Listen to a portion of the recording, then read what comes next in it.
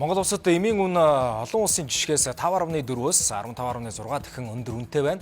Гайлийн ерөнхий газрын мэдээллээс харахад зах зээлд худалдаалагдж байгаа эмийн үн импортлсон үнээс 10-аас 82%-аар үнэтэй зарагдж байгааг аудит эдийн тайланд онцолсон байна. Эмийн үн татан авалтад тодорхой хэмжээний зохицуулалт шаардлагатай байгааг харуулж байгаа юм. Сүүлийн 2 жилийн хугацаанд сар тахлаас үүдэн импортын эмийн татан авалт 2 дахин нэмэгдээд байна. 2016-аас 2021 онд жороор болгодог эмийн хөнгөлөлтөнд 226.5 тэрбум төгрөг улсын төсвөөс зарцуулсан байна.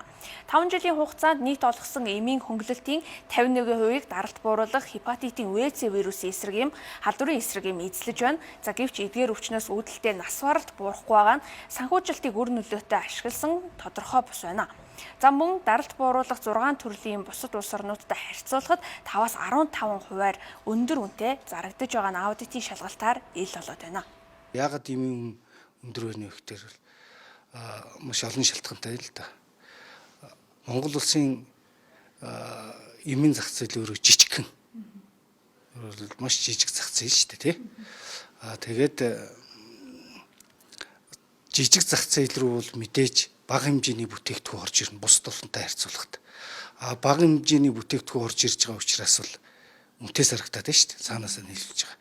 За тэгээ хоёрдугаарт бол Монголын үндэсний эмийн үйлдвэрүүдийн чадах өөрөө бага байна, сул байна. Өөрөөр хэлбэл нийт одоо эм эмнэлгийн хэрэгслийн 10 хүрэхгүй хувийг л одоо дотооддоо үйлдвэрлэж хангаж шүү дээ. Үндэсний аудитын газраас гаргасан гол дүгнэлт нь салбарын тогтвортой хөгжлийг хангах систем бүрдээгүйгээс төрөөс эмийн талаар баримтлах бодлогын хэрэгжилт хангалтгүй байна гэсэн дүгнэлтийг гаргаад байна. За учир нь Монгол улсад эм импортлох зөвшөөрөлтөй 289 аж ахуй нэгжүүд байна. За эдгээр компаниуд бүгд бага хэмжээгээр татан авалт хийж байгаа учраас харьцангуй өндөр үнээр татан авалт хийж байна. За мөн эрэлтээс хамааран үнэ нэмэгч тохиолдол гардаг. За тиймээс шаардлагатай өргөн хэрэгэлдэг эмийн бүтээгдэхүүн төрийн зөв зохицуулалт хэрэгтэй байна. Мөн манайх шиг жижиг зах зээлд импортын хараат байгаа улсад бага хэмжээгээр үнэтэй биш нэгдсэн нэгт татан авалт хийх нь үнийг хямд байлгах боломж гэж харж байна. Тэгэхээр Монгол улсын засгийн газраас бол эрүүл мэндийн тухай хуулиараа бол зайлшгүй шаардлагатай эмийн үнийн зохицуулалтыг бол хийхээр ингээ хуульчилсан байна. За энэ нь бол төрөөс бол эмийн үнийн зохицуулалтанд бол оролцохгүй байгаа шүү дээ.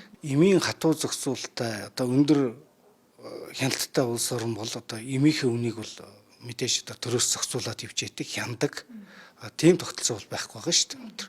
Тэгэхээр оруулж ирж байгаа эмээ бол одоо эм ханган нийлүүлэх байгууллага хэрэгцээ шаардлага хэдийн хэмжээ байна, эрэлт хэрэгцээ ямар байна тэрүүнд таруулаад үнийг тогтоогод явчихж байгаа. За эмийн үнэнд төрөөс тодорхой хэмжээнд зохицуулалт хийхгүй байгаа нь иргэдэд санхүүгийн дарамт үзүүлж байна. Чанартай эм авч хэрэглэхийг хүсэж байгаа ч хэтэрхий үнэтэй байгаа учраас өөр эм сонгох тохиолдол гардаг. Эмийн салбар төрийн зохицуулалт тодорхой хэмжээнд байснаар эрүүл мэндийн даатгалын сангаас гарах, зардалч мөн буурах боломжтой юм а.